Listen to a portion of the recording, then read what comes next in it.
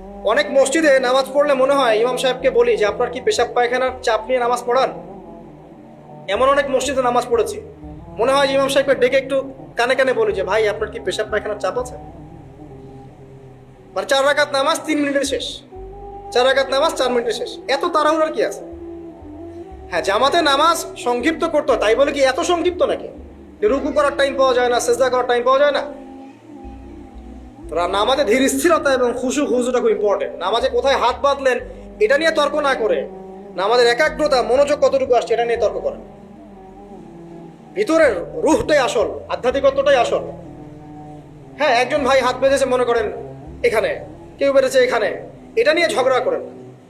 দেখেন নামাজে কতটুকু ফোকাস, মনোযোগ কতটুকু থাকছে, কতটুকু নামাজে আপনি দোয়া করতে শিখছেন, সেজদায় আল্লাহকে পাইতে শিখছেন।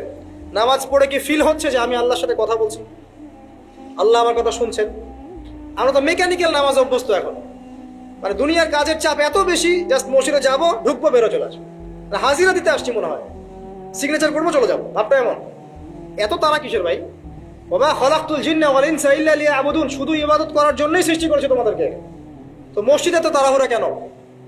রিল্যাক্স থাকেন, মসজিদে রিল্যাক্সে নামাজ পড়েন, সময় নেন।